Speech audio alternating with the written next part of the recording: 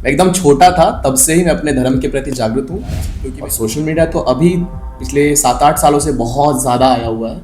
मैं 2011-12 से ही घरों घरों तक जाकर अपना धर्म प्रचार किया करता था। बीच में न्यूज़ आई थी कि आशाराम बापू के आश्रमों को भी लेने का कुछ कोशिश चल रही है, तो क्या उनके आश्रम के एंड से कुछ गलतियां हैं जिस वजह से गवर्नमेंट वापस ले रही है? वेस्टर्न कल्चर ने आपके दिमाग पे ये छाप छोड़ी है कि भारत के अंदर जो भी अच्छा है उसमें खामियां ढूंढो, उसमें गलत चीजें निकालो, उनके इतिहास को पूरी तरह से नपुंसक वृत्ति से दिखाओ।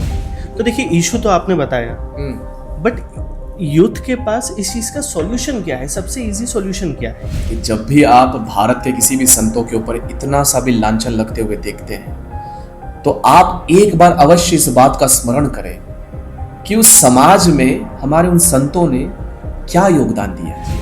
जिस दिन इस राष्ट्र के संत समाप्त हो जाते हैं, जिस दिन इस राष्ट्र के संतों की विचारधारा समाप्त हो जाती है, स्मरण रखें, भारतीय संस्कृति अपने आप समाप्त हो जाएगी। आप ये चीज नहीं कह सकते हैं कि इस देश में झूठे आरोप नहीं लगाए जाते हैं। फॉरेन मशीनरी लगी हुई है इंडियन यूथ का कैरेक्टर खराब करने में, आपका इस बारे में क्या मानना है? मैं तो यूथ को एक ही चीज कहूंगा कि आप मेरी बात का भी विश्वास मत कीजिए, पढ़े लिखे हैं ना, तो आप एक काम करिए। आज सोशल मीडिया के ऊपर ये सारे रिपोर्ट्स हैं कि अगर कोई भी लड़की, तुम्हारी आयु 50 वर्ष है और ये आकर कोर्ट में कह देती है, पुलिस वाले के पास जाकर कह देती है कि 15 साल पहले इसने साथ मेरे साथ ये किया था, फिर भी तुम जाओगे, बचा लो अपने आप को। आशाराम जी बापू के शिष्य 14 फेब को मातृ पितृ पूजन दिवस लगभग पिछले 20 साल से बना रहे हैं, फिर भी कोई मेजर हिंदू संगठन इसके सपोर्ट में एक्टिव क्यों नहीं हुआ है? ज्यादातर लोग हिंदू धर्म को ही टारगेट करते हैं। बच्चों को गुरुकुल के द्वार दिखाइए ताकि बुढ़ापे में वो आपको वृद्धाश्रम लेकर जाए।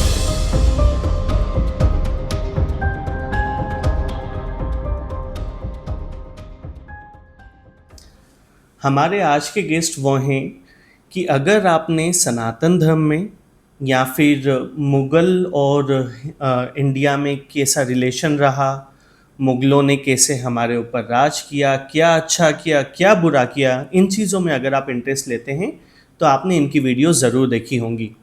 एंड अगर वीडियोस आपने इनके नहीं भी देखी है तो इस वीडियो के ख़त्म होने तक आपको ये तो समझ में आ जाएगा कि ये किस तथ्य के साथ बातें करते हैं जिसकी वजह से हज़ारों लाखों युवा इनसे वीडियो देख के या फिर इनसे बात करके प्रभावित होते हैं। तो आशुतोष जी, अपना कीमती समय देने के लिए बहुत बहुत धन्यवाद। धन्यवाद। आशुतोष जी, आप अपने वीडियोस में मैंने देखा है बहुत ही बेबाकी से एंड एकदम सटीक बातें करते हैं जी। तो मैं भी ये कोशिश करूँगा कि जो मेरे सवाल हैं या जो हमारे व्यूअर्स ने हमें सवाल दिए हैं वो मैं कोशिश करके आपसे डायरेक्टली पूछूँ। बिल्कुल। सो टू स्टार्ट विथ, मैं पहले थोड़ा सा आपके बारे में जानना चाहूँगा कि आप स्मार्ट हैं, पर्सनालिटी माशाल्लाह अच्छी है, तो आप ग्लैमर फील्ड में या बॉलीवुड फील्ड में भी जा सकते थे, फिर आपने ये हिंदू कॉन्सेप्ट्स पे ही वीडियो बनाना क्यों सोचा? पहले तो ये बात कह दूं कि हिंदू कॉन्सेप्ट पे वीडियो बनाना, सोचना ये अलग बात होती है और करना ये अलग बात होती है। अच्छा। अब कोई व्यक्ति इसे सोच कर आता है कि मुझे इस रिलेटेड टॉपिक पर वीडियो बनाना है। मैं बचपन से इन चीज़ों में हूँ कि आशुतोष जहाँ बड़ा होगा उसके बाद हिंदुत्व की लहर एक दौड़ेगी और तब मैं वीडियो बनाऊंगा, ये सोचकर हमने कभी काम शुरू नहीं किया। मैं एकदम छोटा था तब से ही मैं अपने धर्म के प्रति जागरूक हूँ, क्योंकि मेरे परिवार में अधिकांश लोग आरएसएस से जुड़े हुए हैं, जिसकी वजह से हमारे अंदर केवल सनातन का ही एक प्रचार प्रसार जो हमारे परिवार में लोगों ने किया, वही उसी चीज़ को मैं आगे लेकर आया।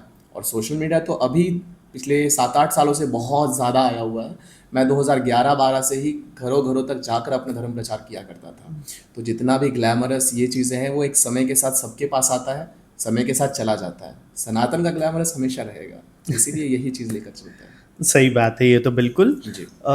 मैं आपसे थोड़ा समझना चाहूँगा, अपन देखते हैं लोगों के पास आजकल डिस्ट्रैक्शन बहुत ज़्यादा बढ़ गए हैं, तो आपके हिसाब से आज के टाइम में यूथ का सबसे बड़ा चैलेंज क्या है?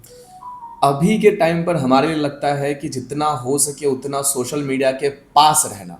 मैं नहीं कह रहा हूँ कि सोशल मीडिया से दूर रहना, क्योंकि अगर आप दूर रहने के लिए कहोगे, किसी चीज़ को कह दिया जाए कि यहाँ हाथ मत लगाओ, तो हम चाहते हैं कि वहाँ हाथ लगाकर देखें कि उस स्पर्श का अनुभव कैसा है। हाँ। तो उस सोशल मीडिया से हमें दूर नहीं करना है, उन्हें पास में लेकर आना है।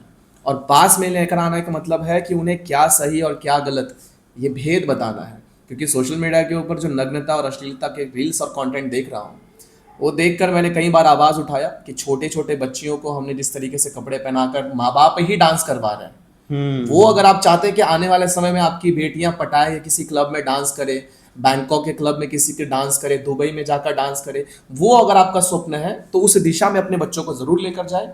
उसमें तो आपको सोशल मीडिया सपोर्ट करेगा ही, लेकिन कुछ बच्चे ऐसे भी हैं जिन्होंने भारतीय सनातन संस्कृति के इतिहासों का भी वर्णन किया है। कुछ कंटेंट क्रिएटर है, शायद बच्चे हैं 15-20 साल के ही होंगे, उससे भी कम आयु के। अच्छा। तो ये आपके ऊपर निर्धारित है कि आप सोशल मीडिया का यूज कैसे करना है। सही और गलत ये निश्चय आपको करना है।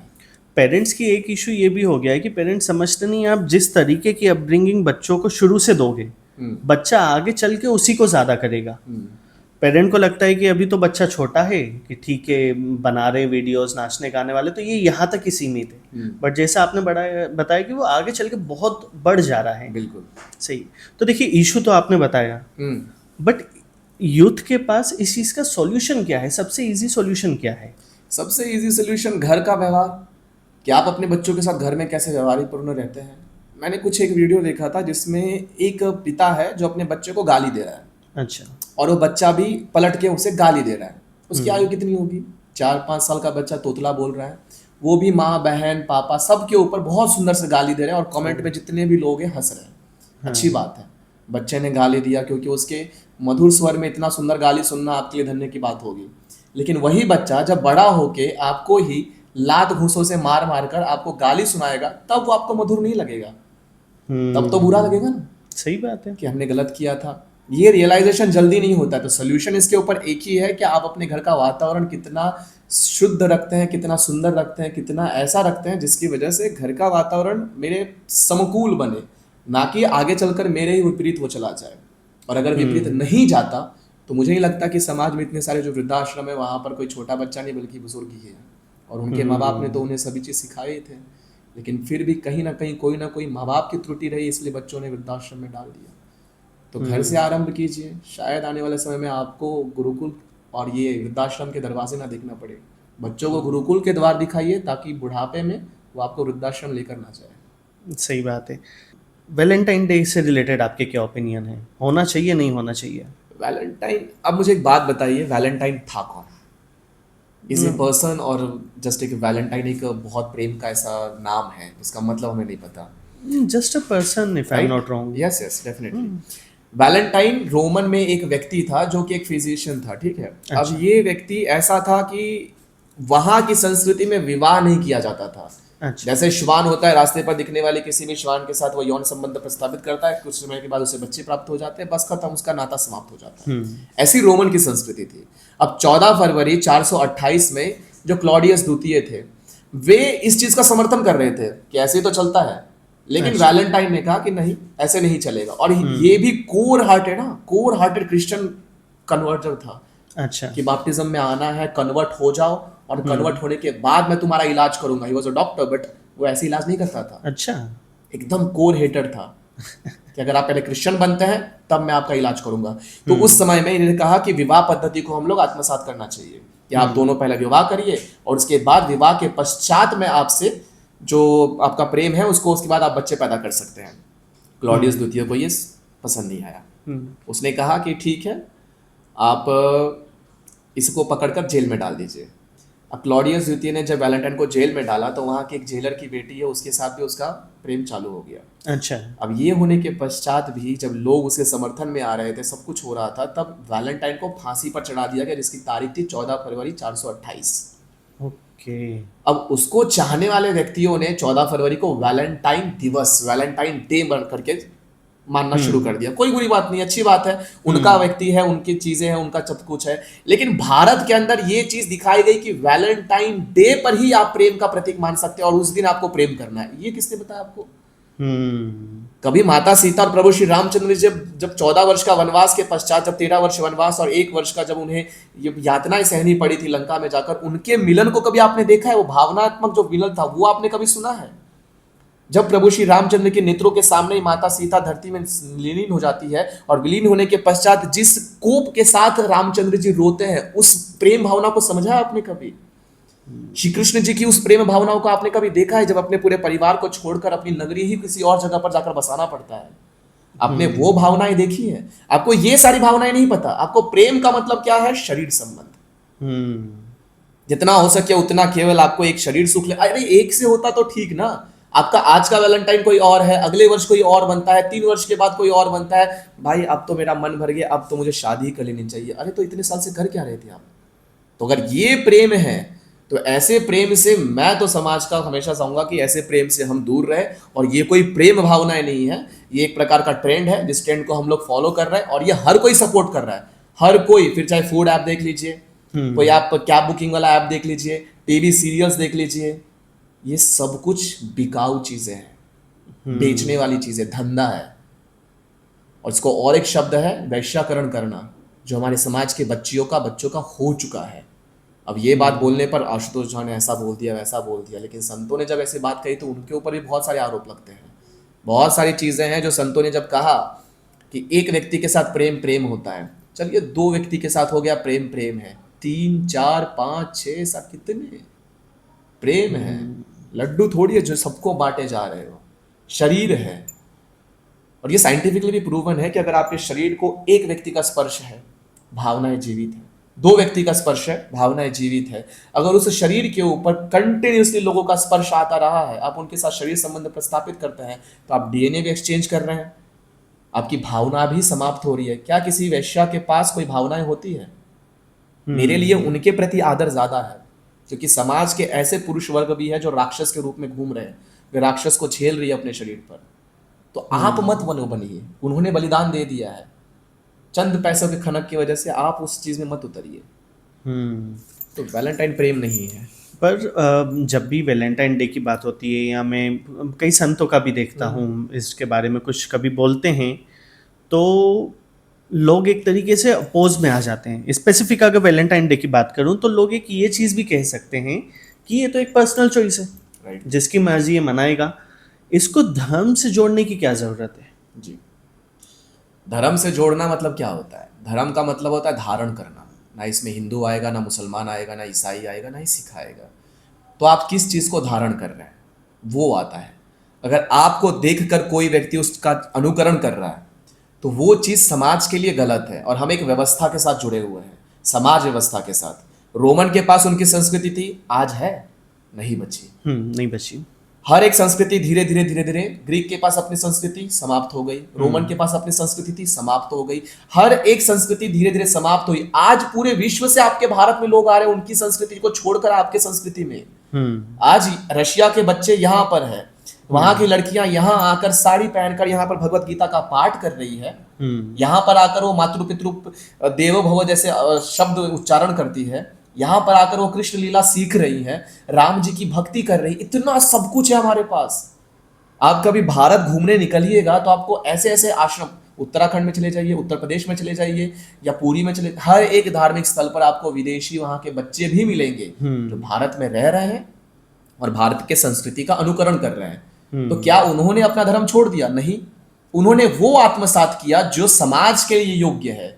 तो आपका पर्सनल चॉइस हो सकता है, लेकिन वो पर्सनल चॉइस जब आप स्वयं के लिए हानि करते हुए समाज का भी हानि करने लगते हैं तो वो पर्सनल चॉइस नहीं रह जाता है, वो समाज का विघातक रूप बन जाता है। और उस विघातक रूप में अगर आप समाविष्ट है तो ये आपका पूर्ण रूप से गलती होती है कि आपकी वजह से समाज में अगर कुछ अयोग्य हो रहा है और आप उसके दोषी है तो वो दोष आपके सर पर जरूर जाएगा। तो ये आपको समझना पड़ेगा कि कुछ नियम अपने आप पर लागू किया जा सकता है। वैसे तो हम कहते हैं कि संविधान या कोई भी चीजें बातें करते हैं, संविधान में तो कहाँ लिखा है कपड़े पहनो, घूमिए वैसे ही। विदेशों में चल रहा है हाँ। कि मैं अपने स्तन को नहीं ढकूंगी, पूरी तरह से खोलकर वो लोग प्रोटेस्ट कर रहे हैं, वो कर रहे हैं। तो क्या भारत में भी करिएगा आप? कुछ चीजें तो हमने भारत की ला ही दी है। जैसे कुछ चीजें हैं कि यहाँ पर हम I find my identify as myself as a dog, pigeon, ऐसे कितने सारे कम्युनिटी बना रखे हुए हैं। अच्छा। और ये कम्युनिटी का टारगेट, अभी मैं दिल्ली में रहता हूं तो वहां पे दिल्ली में देखते हैं कि ज्यादातर लोग हिंदू धर्म को ही टारगेट करते हैं। अच्छा। धर्म संस्थापनार्थाय संभवामि युगे युगे, तो युगे को करते हैं यू एंड गे गे। अच्छा। तो ये करने का अधिकार भी आपको धर्म दे रहा है, आपको कोई यहाँ पर मार नहीं रहा है, जबकि आप काम वैसे कर रहे हैं। मेरे सामने होते तो 2 थप्पड़ नहीं, जब तक आपका मुंह ना फूटता तब तक मारता। हम लोग कोई नपुंसक नहीं है, हमारे पास वो विचार नहीं है कि कोई एक गाल पर थप्पड़ मारे दूजा आगे गाल कर दे। हम वो विचारधारा के नहीं हैं। अगर कोई गले मिलता है तो गले मिलते हैं, लेकिन अगर गले मिलने के बहाने हम पर वार किया जाता है तो हम छत्रपति शिवाजी महाराज के रूप है, हाथ में व्याघ्र लेते हैं और सीधे पेट फाड़ते हैं। ये है हमारा हक डे। और प्रॉमिस डे हम वो सब सेलिब्रेट करते हैं जब एक माँ के वचनों को पालन करने के लिए अंतिम सांस तक अकबर से लड़ जाऊंगा, मर जाऊंगा, कट जाऊंगा, लेकिन अपने मेवाड़ को झुकने नहीं दूंगा। वे माँ से किया गया जो प्रॉमिस है वो प्रॉमिस डे। ये प्रेम है ना, मातृभूमि से किया गया प्रेम प्रेम नहीं होता। ये भी तो एक चीज है। तो आपकी पर्सनल चॉइस आप अपने तक रखिए, अवश्य रखिए, लेकिन समाज में अगर विघातक का रूप घायल करिएगा तो समाज का नेतृत्व करने के लिए ये याद रखिए, हमारे पास ये देश संतों की भूमि है और उन संतों के हम शिष्य जीवित है। आपके सामने आएंगे, खड़े होंगे, प्रश्न करेंगे और उत्तर भी लेंगे। बजरंग दल की बात कर लें या और भी जो हिंदू संगठन दूसरे हैं, वीडियोस आते हैं, न्यूज़ आती है कि वैलेंटाइंस डे का विरोध कर रहे हैं, पर आशाराम जी बापू के शिष्य 14 फेब को मातृ पितृ पूजन दिवस लगभग पिछले 20 साल से बना रहे हैं। फिर भी कोई मेजर हिंदू संगठन इसके सपोर्ट में एक्टिव क्यों नहीं हुआ है? कहीं ना कहीं मुझे लगता है कि हमें जो एक रहने की नीति है वो समझ नहीं आ रही, और इसी का फायदा शायद बाहरी लोगों ने उठाया है। बजरंग दल हो, वीएचपी हो, या फिर अन्य आरएसएस हो, या फिर अन्य कितने ही संगठन हमने बनाए हुए हैं।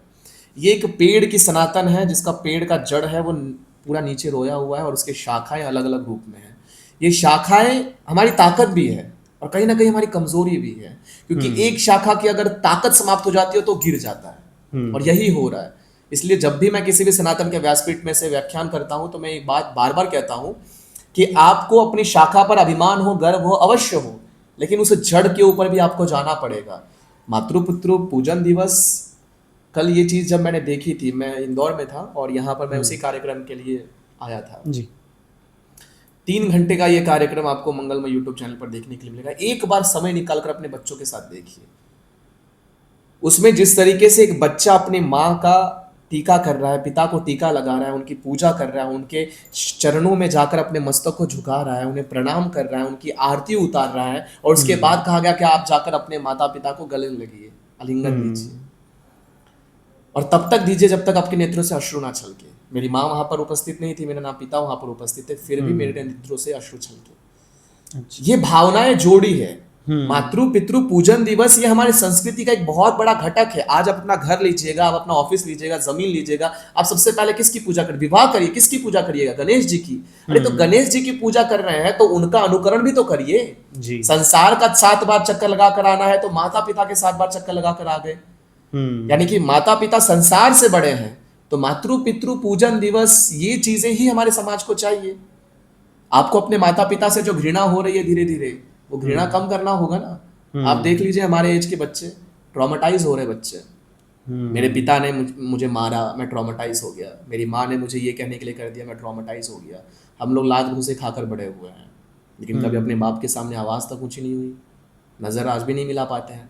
डर है, वो प्रेम और आदर है, सम्मान है। तो जितने भी हिंदू संगठन हैं, इन संगठनों का यही मैं बार बार संदेशा देता हूं कि आप सभी एकत्रित आइए और ऐसे जितने भी समाज उपयोगी कार्यक्रम हैं इनको भी उतना ही ज़्यादा लाइमलाइट दीजिए जितना आप अपने कार्यक्रम के लिए करते हैं, क्योंकि ये आपका नहीं समाज का कार्यक्रम है। आशुतोष जी, कई बार ऐसा देखा जाता है कि कोई भी व्यक्ति या कोई भी संत जब समाज को सही डायरेक्शन देने की कोशिश करता है तो उसे सिस्टम से रेजिस्टेंस बोल लें या अटैक बोल लें उस पर किए जाते हैं। डायरेक्टली बोलूं तो मेरा ये सवाल आशाराम जी बापू से रिलेटेड ही है, तो ऐसा क्यों होता है? देखिए, समाज का ये नेतृत्व है कि अभी हम एक लोकतांत्रिक देश में सो कॉल्ड, और उस लोकतांत्रिक देश में जो राजा बन के बैठे हुए हैं वो नेता। तो आप ही मुझे बताइए कि क्या कोई संत के पीछे करोड़ों की भीड़ देख पाएगा? नहीं। अगर संत कहते हैं कि आपको इस व्यक्ति को वोट देना है और ये व्यक्ति ही आना चाहिए, और जो विरोधक होगा क्या उसे सहा जाएगा? नहीं जाएगा। संत श्री आसाराम बापू जी के बारे में जब हम लोग चर्चाएं करते हैं तो अधिकांश आज का जो युवा है पूरी तरह से ये सारे केसेस से अज्ञात है, क्योंकि जो हम सो कॉल्ड जेनजी जनरेशन कहते हैं, वो जेनजी जनरेशन 2013 में बहुत छोटा, मैं भी छोटा 15 साल का बच्चा था मैं जी। आज जब हम 10 साल के बाद 25 साल 27 साल के हुए हैं तो हमारे दिमाग में डाला गया कि ही वॉज अ रेपिस्ट। तो मैं कहता हूँ प्रमाण कोर्ट ने कहा है। कौन से कोर्ट ने कहा है नहीं पता, ट्रायल कोर्ट ने कहा है ना, हाई कोर्ट में एक मामला जा रहा है। तो क्या आगे जाकर हमें डेट पर जो डेट दी जा रही है बार बार, वहां पर कहीं भी 376 का उल्लेख है? कहीं पर ये कहा गया है? नहीं, मुझे नहीं पता। तो किस आधार पर कह रहे हो? मीडिया ने दिखाया था। मीडिया ने आपको केवल वही दिखाया जो आप देखना चाहते हो।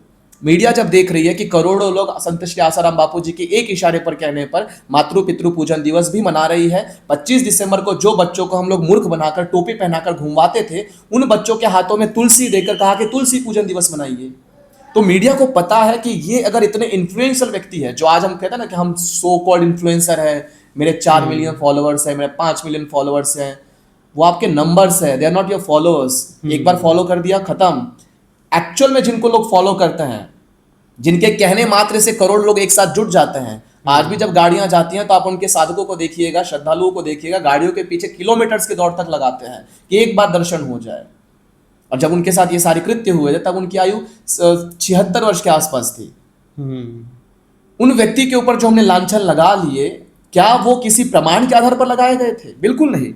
वो टोटली एक स्टेटमेंट के बेसिस पर लगाया गया था। इवन कोर्ट भी कहता है कि हम किसी और व्यक्ति का विश्वास नहीं करते just because is Asaram Bapu, और ये इतने बड़े इन्फ्लुएंशियल व्यक्ति है, इस वजह से हम इन्हें दोषी करार देते हैं।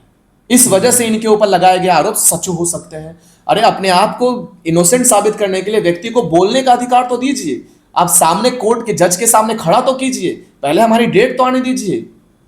और जो लोग कहते हैं कि अरे आपने रेपिस्ट का सपोर्ट कर रहे हैं, ये है वो है, यही लोग बाद में सोशल मीडिया के ऊपर ट्रेंड चलवाते हैं।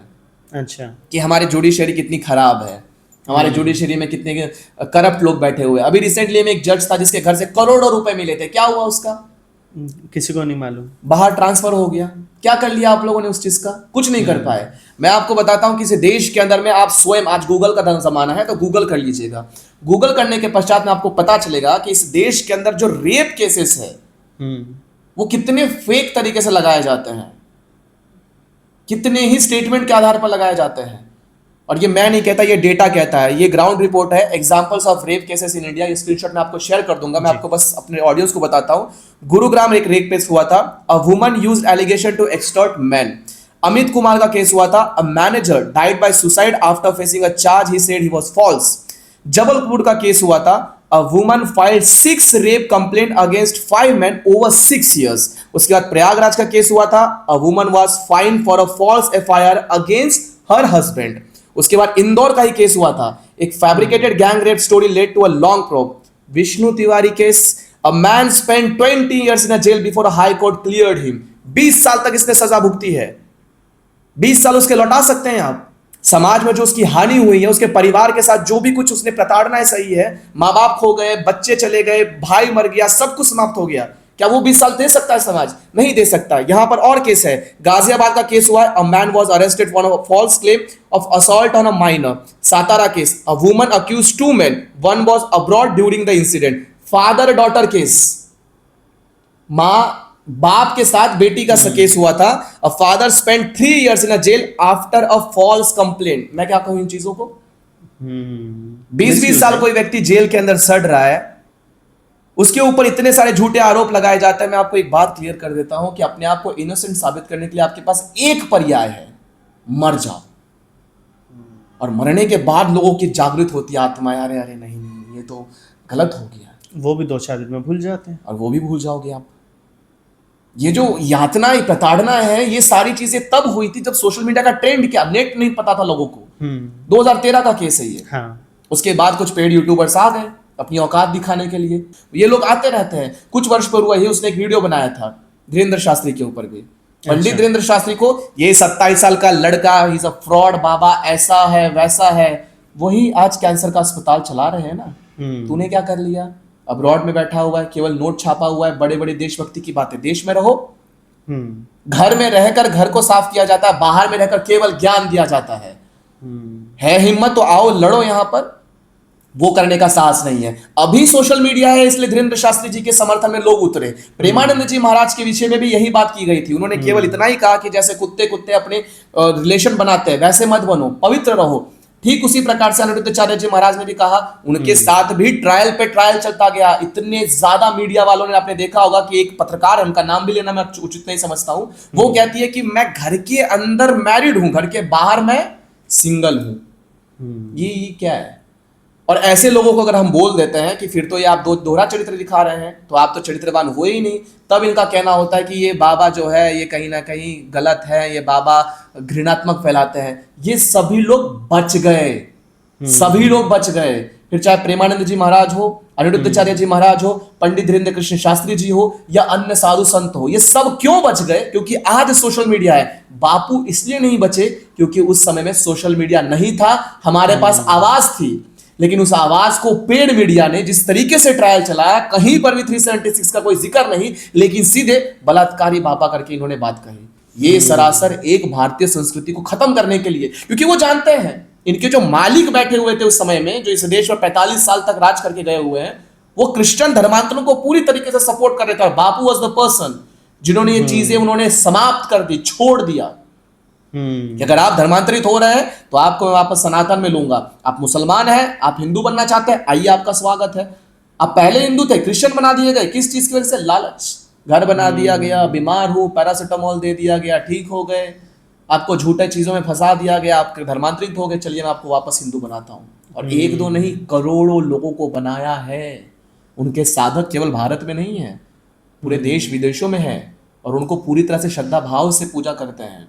और यही चीज उन्हें से देखी नहीं गई, और वही बात हुआ। मैं तो यूथ को एक ही चीज कहूंगा कि आप मेरी बात का भी विश्वास मत कीजिए, पढ़े लिखे हैं ना, तो आप एक काम करिए। आज सोशल मीडिया के ऊपर ये सारे रिपोर्ट्स हैं, 2 केसेस हैं उनके ऊपर। 2003 के अंदर में एक लड़की ने उनके ऊपर, मेरे ऊपर बलात्कार किया गया, ये इस लड़की को 10 साल बाद याद आया, और 2013 में उस लड़की ने ये बात कही, जो कि आश्रम में पढ़ती थी। और उसी की छोटी बहन 2004 में ही वापस से आश्रम के अंदर में वो अंदर जाकर उसके एडमिशन करवाती है। अच्छा, 2003 में अगर तुम्हारे साथ बलात्कार हुआ है तो 2004 में तुम अपनी बहन का एडमिशन कैसे करवा सकती हो? और 10 साल बाद तुम्हें स्मरण होता है। डेट क्या थी पता नहीं, कब हुआ था पता नहीं, कब किसने किया था? बापू ने किया था। अच्छा, कौन थे वहां पर? कोई नहीं था। मतलब इतने सारे इनके झूठे बातें थे। 10 साल तक आप पूरी तरह से भ्रमित थी। और जो नाबालिग बच्ची का लगाया जाता है नाबालिग, वो नाबालिग नहीं थी, पूरी तरह से बालिग थी। उनके केसेस जो आपने देखे होंगे पूरी तरह से 0 एफआईआर जब दिल्ली में किया गया था, उस दिल्ली के एफआईआर के बाद में उनके बातें एकदम से मिसमैच होने लगी थी कि कुटिया में लेकर गए, कुटिया में जाने के पश्चात मेरे साथ छेड़छाड़ हुई है। बलात्कार का जिक्र नहीं है, मैं बार बार पॉइंट आउट कर रहा हूं, छेड़छाड़ हुई है। कुटिया के बाहर ही मां बैठी थी, कुटिया के बाहर ही पिता बैठे थे, और उनको बुलाने का काम भी बापू ने ही किया था कि आप अपने माता पिता के संग आइए। तो अगर आपके साथ कुछ भी होता है तो चीखने चिल्लाने के लिए उतनी आवाज तो आपकी सक्षम है, और तुरंत आप जब कुटिया के बाहर जाते हैं तो आपकी माँ वहां पर बैठी, आपके पिता वहां बैठे, आपने एक शब्द नहीं कहा। 2 दिन बाद आपको रियलाइज हुआ था, और सीधे दिल्ली जाकर आपने एफआईआर किया था। फिर आपसे पूछा गया था कि कौन कहाँ क्या क्या चीज था, तो आपको याद नहीं आ रहा। फिर वहां वीडियोग्राफी की गई, फिर वीडियोग्राफी के माध्यम से उनको सब कुछ याद आ गया। यहाँ कूलर रखा हुआ है, यहाँ बापू बैठे थे, यहाँ पर ये चीज थी, और ये सारी चीजें की गई। आप ये चीज नहीं कह सकते हैं कि इस देश में झूठे आरोप नहीं लगाए जाते हैं। और बापू ऐसे इन्फ्लुएंशियल व्यक्ति हैं जिनके ऊपर आरोप लगाकर उन्हें फंसाया गया। ये मैं ही नहीं कहता हूं, वे हरिशंकर जैन जी, विष्णु शंकर जैन जी, शंकराचार्य जी, इस देश के जितने भी साधु संत हैं वे आज खुलकर इस बात का समर्थन कर रहे हैं कि जी हाँ, बापू जी के ऊपर गलत आरोप लगाकर फंसाए गए हैं। और ये आने वाले समय में फिर से प्रमाणित भी होगा। लेकिन जिन्हें गंदगी बोलना है वो बोलते रहे, चंद व्यूज, चंद लाइक्स के लिए, पैसों के लिए आप करते रहिए। राजनीति के लोग अपने फायदे के लिए चीजें करते रहिए। कभी ना कभी तो ईश्वर के सामने जाओगे, कभी ना कभी तो तुम पर भी आरोप आएगा। भगवान करे कि जो ये लोग चीजें पकड़ कर रखते हैं उन पर भी कोई ऐसा आरोप लगाए, तब कैसे तिलमिला जाओगे। और जितने भी लड़के हैं बाबू, आप भी सोच के समझ के चलियो कि अगर कोई भी लड़की, तुम्हारी आयु 50 वर्ष है और ये आकर कोर्ट में कह देती है, पुलिस वाले के पास जाकर कह देती है कि 15 साल पहले इसने साथ मेरे साथ ये किया था, फिर भी तुम जाओगे, बचा लो अपने आप को। और यही बापू के साथ भी हुआ है। तो अपने विवेक बुद्धि का उपयोग करके ही कमेंट कीजिएगा, अपने विवेक बुद्धि का उपयोग करके ही इस सारी चीजों को समझिएगा कि कहाँ सही है कहाँ गलत है, फिर समझ आएगा। बीच में न्यूज़ आई थी कि आशाराम बापू के आश्रमों को भी लेने का कुछ कोशिश चल रही है, तो क्या ये उनके आश्रम के एंड से कुछ गलतियां हैं जिस वजह से गवर्नमेंट वापस ले रही है? देखिए, मैं आश्रम से जुड़ा हुआ नहीं हूँ या मैं किसी आश्रम में रहा नहीं हूँ। अच्छा। और मैं जब भी जाता हूँ तो मैं दर्शन के लिए जाता हूँ। तो जी। ये जो पूरी बात है, ये पूरी बात के बारे में मुझे ज़्यादा पता नहीं था। अच्छा। लेकिन ये भी हो सकता है कि आश्रमों को समाप्त करना, आश्रम क्या है, गुरुकुल ही है। लेकिन हमारे दिमाग में क्या डाल दिया, आश्रम वेब सीरीज के नाम पर कुछ चीज़ें डाल दी, हाँ। तो हमारे दिमाग में तुरंत वही आ जाता है। मैं समझ रहा हूँ कि वो क्या कहना चाह रहे हैं, किस तरीके से इंडिकेट कर रहे हैं उन चीज़ों को। लेकिन इस देश के गुरुकुल को समाप्त करोगे तो इस देश की संस्कृति को आप स्वयं समाप्त कर दोगे। आज अधिकांश स्कूल जो है वो गांव घरों में भी, कॉन्वेंट है, सेंट मेरी है, ये सारी चीज़ें क्यों बनाई उन्होंने? क्योंकि उनको पता है कि ये सारी चीज़ें आपको धर्मांतरित करने के लिए बहुत ईजी वे है, और इनका आसान पर्याय यही है कि आप आश्रम को टारगेट करिए। और मुझे लगता है कि प्रॉपरली इसको टारगेट बेसिस पे किया गया, टारगेट किया जा रहा है। अच्छा। और साधक उतने सक्षम हैं कि ये टारगेट को झेल सकते हैं, क्योंकि 10 साल से ये चीज़ें देख रहे हैं हम लोग, सह रहे हैं, कितना करोगे। अच्छा, एक इशू ये भी है कि जब भी कोई सेलिब्रिटी अरेस्ट होता है तो न्यूज़ रिपोर्टर्स बोल लें या फिर सोशल मीडिया उनके सपोर्ट में आगे आ जाते हैं। मैं नाम किसी का भी नहीं लूँगा, बट यही जब हिंदू संतों से रिलेटेड कोई छोटी सी भी बात होती है तो उनके साधकों को प्रताड़ित किया जाता है। फिर वो भली आशाराम बापू का एग्जाम्पल लें या प्रेमानंद जी महाराज का। तो अब ऐसे में कोई देश के बारे में अच्छा सोचे भी कैसे? भारत ऐसा देश हो गया है जहां पर सेलिब्रिटी उनके लिए उनके माँ बाप से बढ़कर है। अगर कोई इनकी माँ कह देती है कि बेटा इस पर्टिकुलर हीरो में इतने सारे अहम है, दोष है, ऐसा है वैसा, माँ तुम गलत हो। अगर पिता कह देता है कि अरे इसके लिए इतना पागलपन पकड़े हुए हो, घंटों उनके घरों के बाहर जाकर खड़े रहना, मतलब ये वो लोग हैं जो किसी बड़े सेलिब्रिटी के घर के बाहर एक सेल्फी फोटो लेने के लिए घंटों खड़े रहने को फैन मोमेंट कहते हैं। और वही साधक जो केवल श्रद्धा भाव से, जो माँ बाप की सेवा भी कर रहा है, अपने जीवन में अच्छा भी कर रहा है, वो केवल अपने गुरु दर्शन के लिए 1 मिनट के लिए अगर खड़ा भी हो जाता है, अंधभक्त। और आप क्या हैं सर? भारतीय संस्कृति को अगर समाप्त करना है तो सबसे पहले संतों को समाप्त कीजिए। जिस दिन इस राष्ट्र के संत समाप्त हो जाते हैं, जिस दिन इस राष्ट्र के संतों की विचारधारा समाप्त हो जाती है, स्मरण रखें, भारतीय संस्कृति अपने आप समाप्त हो जाएगी। प्रेमानंद जी महाराज जी का वो बाल भी बांका नहीं कर सकते हैं, क्योंकि आज का युवा उनके साथ खड़ा हुआ है। धीरेन्द्र कृष्ण शास्त्री जी के साथ भी वही विचारधारा है, अनिरुद्धाचार्य जी महाराज जी के साथ। ये कड़वा बोलने वाले लोग हैं, और जितना कड़वट बोलिएगा उतना ज्यादा लोग आपसे घृणा भी करेंगे और आपको प्रेम भी करेंगे। जिन बच्चों को नहीं पता है, 40 वर्ष पूर्व ही संत श्री आसाराम बापू जी ने अपना कार्य कर चुके हैं। आज विदेशों में नहीं, पूरे जितने भी राष्ट्र हैं उन सभी राष्ट्रों में उनकी महिमा मंडन होती है, उनकी विचारधारा को लोग फॉलो करते हैं। उनको आज इसलिए ट्रेंड में नहीं लाया जा रहा है क्योंकि वो सोशल मीडिया के ऊपर नहीं है, या यूं कह लीजिए कि सोशल मीडिया का ट्रेंड हमने उन्होंने नहीं बनाया है। तो इनको टारगेट करना इसलिए आसान है क्योंकि हमें प्रतिघात करना नहीं आता। आप बोल के देखिए उनके किसी पैगंबर के बारे में, यहां से गोली चलेगी और यहां से निकलेगी। नेत्रों के सामने है कि राजस्थान के अंदर ही एक मामूली से दर्जी को रेत के मार दिया जाता है। क्या कर लिया आपने? कुछ नहीं। कोर्ट में जा रहे हैं और कोर्ट से वो बेल पर निकल कर आ जा रहे हैं। उनके बच्चे पैरों में चप्पल जूते नहीं पहन रहे। क्यों? क्योंकि जब तक मेरे पिता को न्याय नहीं मिलता तब तक मैं जूती चप्पल नहीं पहनूंगा। ऐसा प्रण लेने वाले बच्चों के साथ हमारा समाज खड़ा हुआ है? नहीं हुआ है। लेकिन एक लड़के को ड्रग्स केस में पकड़ा गया है तो छाती पीट रही मीडिया, हाई तोबा मचा रहे हैं। और उसका आज पीआर टीम एक्टिव हो गया, नाम भी नहीं लूंगा, आपको पता चल गया कौन है। तो आपके लिए वो सेलिब्रिटी भगवान है, लेकिन जो अपने धर्म के लिए 1% भी काम कर रहा है, उसके साथ हुए अत्याचार के साथ आप कभी खड़े नहीं हुए और अपने आप को आप हिंदू कहते हैं। ऐसे हिंदू होने से अच्छा है कि आप अहिंदू बनकर एक और शत्रु हम जन्म दे दे, वे हमें स्वीकार है। क्योंकि पता तो चलेगा कि कोई ये शत्रु है और ये हमारे समाज के लिए हमारे साथ खड़ा है, तो हमें चयन करना होगा, तो हम इनका चयन करेंगे। शत्रु के सामने शत्रु बनकर ही जाना पड़ता है, तो ये हमें समझना होगा। अच्छा, मैं एक चीज हमारे व्यूअर से कहना चाहूंगा कि हम कई व्यक्तियों के नाम नहीं ले रहे हैं, पर आपको वो चीज़ समझ में आ जाती है क्योंकि हमने वो चीज़ देखी है। तो अगर आप कमेंट में भी किसी व्यक्ति का नाम लें तो एक मर्यादा मेंटेन रखिएगा। एक रीज़न है कि हम उनका नाम नहीं ले रहे हैं क्योंकि हम किसी को गलत कह के किसी को सही नहीं बताना चाह रहे हैं। जब हम किसी को गलत बोलते हैं तो हम सही व्यक्ति के डायरेक्शन से भटक रहे हैं। तो आप अगर कमेंट में भी किसी का नाम लें तो एक वो मर्यादा के साथ रखिएगा जी। तो सेम उसी वे में मैं किसी पार्टी का या कोई व्यक्ति का नाम नहीं लूंगा। आपको ऐसा लगता है कि 2014 के बाद हिंदुओं के मुद्दों पर, उनके साथ हो रहे इनजस्टिस पर एटलीस्ट खुल के बातें होना शुरू हुई हैं? बिल्कुल, इसी चीज़ के लिए मुझे भी टारगेट किया जाता है कि तुम 2014 के बाद वाले हिंदू हो। तो मैं प्रमाण दे देता हूँ कि लो भैया, 2009 में भी मैं सभाएं कर रहा था। जी। एक 10-12 साल के लड़के के ऊपर भी आप पुलिस वाले भेज रहे थे घर पर, आप बोल कैसे दिए हैं? आप इस देश के जो सो कॉल्ड एक राष्ट्रपिता की उपाधि दी गई व्यक्ति है, उनके अगेंस्ट में कैसे बात कर लिए?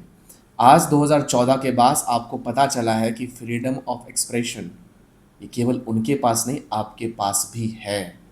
और आज गलत है, उस गलत का हम गलत कहने का साहस कर पाए, क्योंकि कहीं ना कहीं समाज के जो युवा वर्ग है वो जागृत हुए, उन्होंने हथियार बनाया अपना सोशल मीडिया, और उस सोशल मीडिया का उपयोग उन्होंने इसी प्रकार से किया कि जो चीज़ हो रही है उस पर आवाज़ उठाना ही चाहिए, फिर अन्याय कितना भी बड़ा क्यों ना हो।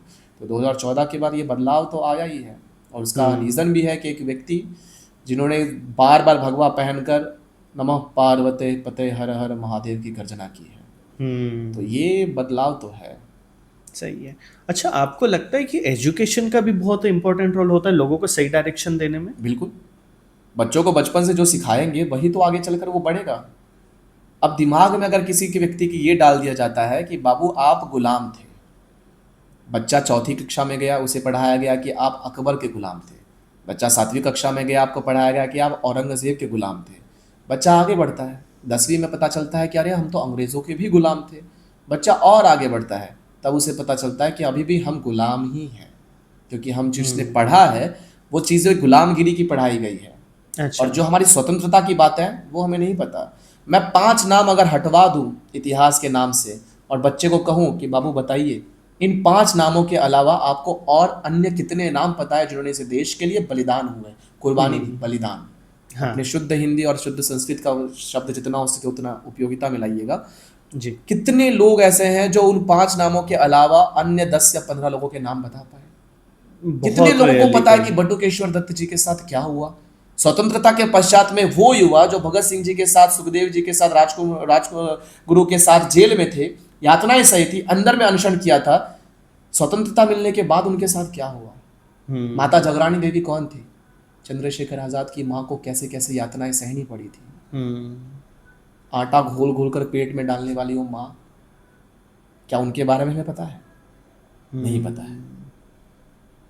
ये हमारे देश की सबसे बड़ी पीड़ा है कि हमने अपने बच्चों को वही नहीं पढ़ाया जो पढ़ाना चाहिए था, और वो पढ़ाया जो नहीं पढ़ाना चाहिए था। तो बच्चों के मन के अंदर जितना प्रेम भाव जागृत कर सकते हो, और प्रेम भाव का अर्थ ये नहीं होता नपुंसकता। श्री कृष्ण महाराज के पास प्रेम भावनाएं भी थी, लेकिन वही श्री कृष्ण महाराज दहाड़ते भी थे, अपने सुदर्शन चक्र से शत्रुओं का धड़ भी अलग कर देते थे अपने मस्तक से। हर चीज की मर्यादा होती है।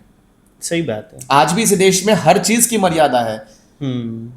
शिशुपाल ने 100 अपराध किए, क्षमा कर दिया, लेकिन 100वें अपराध के पश्चात गर्दन अलग थी। इस समाज के भी वो अपराध की खड़ी है, वो फट रही है। एक समय आएगा जब हम जैसे सनातनी संगठनाएं जितनी भी है, वो सारे युवा अपने हो रहे अत्याचार के विपरीत में आकर आवाज उठाएंगे, और नहीं उठा पाए तो आने वाले दिन में जैसे दीपू चंद्र दास को बीच चौराहे पर टांग कर जलाकर राख कर दिया गया था, वही हाल जो कश्मीर में हुआ था, बंगाल में हुआ था, केरला में आज धर्मांतरित हो रहे हैं, और अन्य भारत के विविध घटकों में हो रहे हैं। उसी प्रकार से यहाँ का सनातनी जो यहाँ का मूल है, जो इसकी मातृभूमि है, क्योंकि उसके पास इसके मातृभूमि के अलावा कोई और अदर ऑप्शन ही नहीं है, कोई पर्याय हमारे पास उपलब्ध नहीं है, तो हर चौराहे पर एक एक चंद्रदीपू दास वैसे ही जलेंगे अगर बच्चों को नहीं बताया कि प्रेम भावना के साथ साथ पौरुषत्व भी जगना चाहिए। अच्छा, आपके अकॉर्डिंग हमारा यूथ कैसे कंट्रीब्यूट कर सकता है इन सेविंग अवर कल्चर? मैं अपने जितने भी सनातनी भाई हैं उनसे मैं एक बार बार कहता हूँ, हाथों में शस्त्र लेकर केवल समाज की रक्षा होती है, संस्कृति की नहीं। तो हाथों में शस्त्र तो आपको लेना ही होगा। अच्छा। और उसके लिए आपको आर्मी में जाना है, आर्मी में जाइए। उसके आपको पुलिस में जाना है, पुलिस में जाइए। उसके लिए आपको एडवोकेट बनना पड़े, उसमें जाइए। और समाज की संस्कृति को बचाने के लिए एटलीस्ट अपने घरों में अपने धर्म ग्रंथ को रखिए। मैं पढ़ने के लिए नहीं कह रहा हूँ, कम से कम रखिए तो सही, ताकि आप ना पढ़ पाए तो आपके बच्चे के मन में यह विचार आए कि एक बार पढ़ तो देखते हैं कि मेरे पिता कौन से पुस्तक के सामने जाकर रोज नतमस्तक होते हैं। एक बार तो समझे, उस बच्चे के मन में ये डालिए। और जिस दिन हर एक के घरों में, मैंने बहुत सारे व्याख्यान मालाओं में लोगों से प्रश्न करता हूं कि कितने लोगों के घर में गीता है, विश्वास नहीं करिएगा, अगर 20 से 25 हजार लोग वहां पर एकत्रित आए हुए हैं तो वहां गिने चुने 1000-2000 लोग होंगे जिनके हाथ ऊपर होते हैं। तो इनको परिवर्तन करने की क्या आवश्यकता है, ये तो पहले से ही परिवर्तन हो चुके हैं। तो अपने धर्म ग्रंथ को घर के अंदर रखिएगा, आप अपने धर्म को स्वीकार करिएगा, तब आपके बच्चे उसे स्वीकार करेंगे और संस्कृति वैसे ही बचाई जाती है। तो यही एक माध्यम है कि जितना हो सके उतना आप अपने धर्म संस्कृति के पुस्तकों को अपने पास रखिए, उसे पढ़ाइए, बच्चों को समझाइए। नहीं समझा पा रहे हैं तो अपने गुरुओं के पास भेजिए, गुरुकुल में बच्चों को डालिए और वो संस्कृति का शिक्षण लीजिए। इंग्लिश बोलना हो, मेरे गुरुकुल के बच्चे अच्छे इंग्लिश बोल लेते हैं, आपके कॉन्वेंट के बच्चे से अधिक अच्छे बोल लेते हैं। और ये जो मिथ्या इनके दिमाग में डाली गई है कि गुरुकुल का बच्चा क्या पंडित बनेगा, एक पंडित की बराबरी करके दिखा दीजिए, आपके जितने भी अंग्रेजी के चाटुकार है वो पंडित की बराबरी नहीं कर पाएंगे। उतना ज्ञानी मेरे 10वीं कक्षा का बच्चा भी होगा और 4थी क्लास का बच्चा भी होगा। तो ये गुरुकुल के ताकत है। मैकॉले ने यूं ही हमारे गुरुकुल को बर्बाद नहीं किया है। तो ये सारे गुरुकुल समाप्त करने का यही एक उद्देश्य था कि इनकी संस्कृति को समाप्त किया जाए। अच्छा, गुरुकुल से याद आया कि अब आपने आश्रम बापू पे इतनी रिसर्च करी है, तो उनके भी कुछ स्कूल चलते हैं गुरुकुल के नाम से। आपको लगता है कि कुछ हद तक ही सही उनके कंट्रीब्यूशन से या बच्चों को गुरुकुल में अगर पढ़ाते हैं तो उससे कुछ हद तक ही सही यूथ गलत डायरेक्शन में जाने से बचेगा? बहुत ज़्यादा बचता है। कल जब कार्यक्रम में मैं सहभाग हुआ था तो वहाँ पर कुछ बच्चे थे, उन्होंने बहुत सुंदर सुंदर गीत सुनाए। अच्छा। और उस गीत में एक लड़का था जिससे बाद में मेरी भेंट हुई, शिखा उसकी यहाँ तक थी। और उस बच्चे की आयु 8-9 वर्ष होगी। जिस तरीके से, जिस प्रतिभा के साथ उस बच्चे ने मुझसे बात किया, इवन स्टेज के ऊपर जिस तरीके से उसने अपनी प्रस्तुति को प्रस्तुत किया था, वो प्रस्तुति सुनने के पश्चात पता चलता है कि यह व्यक्ति आगे चल के नेतृत्व कर सकता है भारत का। गुरुकुल का पढ़ा हुआ बच्चा। और जब मैंने उसके माता पिता से बात किया तो मुझे ये भी ज्ञात हुआ कि वो बच्चा नेशनल लेवल पर एलोकेशन कंपटीशन जो होता है, वक्तृत्व स्पर्धा, उसमें 2 बार विजयी हो चुका है। अच्छा। पूरे भारत से बच्चे आते हैं। गुरुकुल का बच्चा इसलिए अलग दिखता है क्योंकि वो भारत संस्कृति को आज भी अपने साथ रखता है। आप एक जैसे ही दिख रहे हो क्योंकि आप समाज के उसी धारा में चल रहे हो। मैंने कहा ना कि गुरुकुल का वो बच्चा उस धारा का मछली है जो उस धारा के विपरीत चलकर उस भारत की विचार करता है जिस भारत ने उसे जन्म दिया है। इस मातृभूमि ने उसे बताया है कि तुम्हारे पास केवल ये जननी है और तुम्हारे पास केवल ये राष्ट्र है, इस राष्ट्र के लिए तुम्हें जीना है। तो गुरुकुल में अगर आपके बच्चे जाते हैं, 101% मैं लिख कर देता हूं कि वो बच्चा किसी भी नॉर्मल कॉन्वेंट स्कूल से पढ़ा हुआ होगा, उससे पीछे छोड़ने की क्षमता रखता है और वही बच्चे आगे जाते हैं। और मैं इनके एग्जाम्पल्स दूं तो बहुत सारे, नासा में जाने वाले टीका लगा रहे हैं, चेस कंपटीशन में वर्ल्ड चैंपियन जाने वाले विभूति लग रहे हैं जी। हमारी बिटिया जब यहाँ पे नासा में उसने टी शर्ट पहना था, गणेश जी की यहाँ पे मूर्ति थी, तो बहुत सारे चट्टे थे जिन्होंने आकर कहा कि ये अंधभक्त है। और वो स्वयं क्या कर रहे हैं, रेडियां मार रहे हैं, बाइक पे घूम रहे हैं। तो बोलने वाले आपको बोलेंगे, लेकिन स्मरण रहे, ये टीका लगाना, ये जनेऊ पहनना, ये शिखाएं रखना, कानों में कुंडल होना, या हाथों में आपके कलावा होना, यह आपके धर्म का प्रतीक है। और ये प्रतीक आपको विश्वास दिलाता है कि आप नासा में साइंटिस्ट भी बन सकते हैं, स्पेस में भी जा सकते हैं और भारत का नेतृत्व भी कर सकते हैं और सब कुछ वो कर सकते हैं जो एक भारतीय होने के नाते आप इस राष्ट्र भूमि के लिए समर्पित हो सकते हैं। एक्चुअली मेरी पढ़ाई भी गुरुकुल से ही हुई है, इसके लिए वो टॉपिक मैंने उठाया था जी। ऐसा बोलते हैं कि मतलब कई बार सुनने में आता है कि फॉरेन मशीनरी लगी हुई है इंडियन यूथ का कैरेक्टर खराब करने में। आपका इस बारे में क्या मानना है? देखिए, भारत के पास सबसे बड़ा शस्त्र क्या है आपको पता है? भारत की संस्कृति, भारत का इतिहास। लेकिन आपको इतिहास के रूप में ये पढ़ाया जाए कि अकबर महान है, आपको अगर इतिहास के रूप में ये पढ़ाया जाए कि बाबर इस देश का इतिहास है, आपको ये बताया जाए कि औरंगजेब यहाँ का संत है, तो ये क्या था? ये इस देश के वीरता और इस देश की शौर्यता को पूरी तरह से समाप्त करने का एक बहुत बड़ा षड्यंत्र जो भारत में रहने वाले लोगों ने ही रचा था। फिर चाहे वो आपकी शिक्षा पद्धति में बार बार औरंगजेब, मुगल आक्रांताओं को महान बताना हो और आपके वीर इतिहासों के बारे में पूरी तरह से छुपाना हो। अधिकांश बच्चों को ये नहीं पता है कि पाकिस्तान की रावलपिंडी किन ने रखी थी, बप्पा रावल कौन थे। छत्रपति शिवाजी महाराज मराठा साम्राज्य नहीं स्थापित करते हैं, वे हिंदवी स्वराज्य स्थापित करते हैं। धर्मवीर छत्रपति श्री संभाजी महाराज, जब छावा मूवी आई तब लोगों को पता चला कितना कुछ बलिदान उन्होंने दिया है। गुरु गोविंद सिंह जी महाराज के इतिहास के बारे में कितने अधिकांश बच्चों को पता है। जब भी हम लोगों से पूछते हैं कि आपको अपने इतिहास के बारे में कुछ पता है, तो नहीं पता। नेटफ्लिक्स के ऊपर एक सीरीज है जिसका नाम है स्पार्टन। अच्छा। आज भी ग्रीक के लोग वो स्पार्टन देखते हैं, 300 लोग थे, वो पूछते हैं। लेकिन कितने लोगों को ये पता है कि आदिल शाही की फौज के साथ लड़ने वाले महाराष्ट्र में घोड़खिंड है जिसे पावनखिंड कहा जाता है, वहां भी 300 योद्धा थे जो छत्रपति शिवाजी महाराज को सुखरूप विशालगढ़ से पन्हाड़गढ़ पहुंचाने के लिए 8-9 घंटे तक वो लड़ते रहे थे, वो भी बारिश में। मैं आपको बताऊंगा कि कभी आप महाराष्ट्र आइएगा तो वहां पर जाकर घूमिएगा, अभी भी वहां पर चलना बहुत नामुमकिन जैसा है। अच्छा। और वो इतिहास बच्चों को नहीं पता है। तो वेस्टर्न कल्चर ने आपके दिमाग पे ये छाप छोड़ी है कि भारत के अंदर जो भी अच्छा है उसमें खामियां ढूंढो, उसमें गलत चीजें निकालो, उनके इतिहास को पूरी तरह से नपुंसक वृत्ति से दिखाओ कि कोई एक गाल पर थप्पड़ मारे तो दूसरा गाल आगे कर देने वाली विचारधारा इन बच्चों के मन में डाली गई है। और ये कोई घृणा की बात नहीं है, सामने वाला शत्रु एक मानसिक बीमारी के साथ ग्रसित है, और ये केवल भारत के अंदर ही नहीं है, पूर्ण विश्व के अंदर ये मानसिक बीमारी फैल रही है।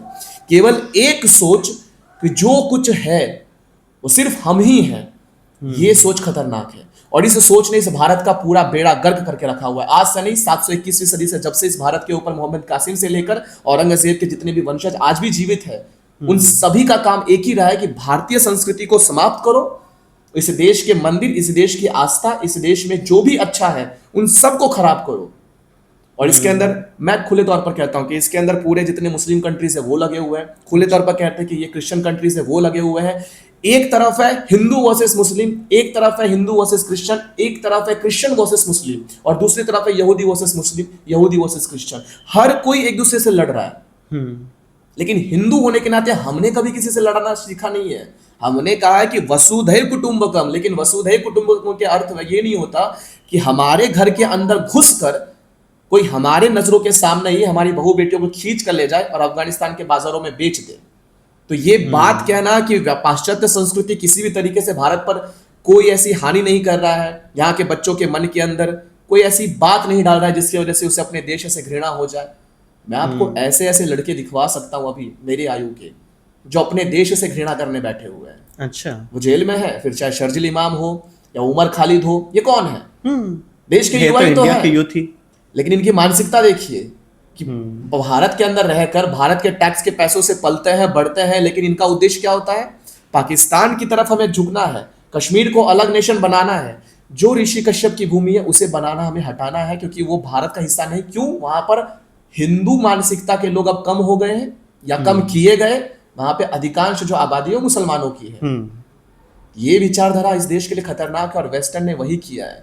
वेस्ट बार बार हमें सप्रेस करता आया हुआ है और आगे भी करेगा, अनटिल एंड अनलेस हम उसे मुंह तोड़ जवाब देंगे, और हम लोग उसके लिए सक्षम हैं। ये बात आपने बिल्कुल सही कही कि मैं भी कोई शायद आपका वीडियो देख रहा था या किसी एक बहुत बड़े राइटर का ही वीडियो देख रहा था, उन्होंने यही चीज़ कही कि दो परेशानी सबसे ज़्यादा है। एक तो हिस्ट्री क्या रही वो तोड़ मरोड़ के दिखा रहे हैं, दूसरी समस्या ये है कि इंटेंशनली ऐसी चीज़ें की जा रही है कि इंसान डिस्ट्रैक्ट हो, उसका कैरेक्टर खराब हो, फिर वो भली अपने सोशल मीडिया के वीडियोस हों जो आजकल चल रहे हैं, या फिर मूवीज़ हो गई, वैलेंटाइंस डे हो गया, इसको इतना ग्लैमराइज कर दे रहे हैं कि यूथ अट्रैक्ट हो रहा है इसकी तरफ जाने के लिए, उसके पास कोई ऑप्शन ही नहीं बच रहा। एंड अगर नहीं भी जा रहे तो फिर फोमो हो रहा है। आपको क्या लगता है कि ये फोमो की वजह से भी आधे लोग जा रहे हैं? एक चीज है जो हम लोगों ने ना पूरी तरह से एक्सेप्ट कर लिया है अभी के टाइम पर, कि अगर हम किसी भी सोशल मीडिया ट्रेंड को फॉलो नहीं करते हैं तो हम उस फ्लो का हिस्सा नहीं बनेंगे। अभी मुंबई में कुछ समय पहले कॉन्सर्ट्स कंटिन्यूस चल रहे थे। अब उस कॉन्सर्ट में ऐसा हो रहा था कि लोग उस कॉन्सर्ट में गए हैं और वहां पर केवल उन्हें स्टोरी लगानी है, और वो स्टोरी लगाकर उन्हें फेम दिखाना है कि हम भी यहाँ बड़े कॉन्सर्ट में जा चुके हैं, हम यहाँ गए हुए हैं। तो स्टोरी लगाने के लिए लोग पैसे पे कर रहे थे, 25-30 हज़ार का टिकट ले रहे हैं। तो एक फ्लो चल रहा है, एक धारा बह रही है, उस धारा में हमें भी उसी धारा के साथ प्रवाहित होना है।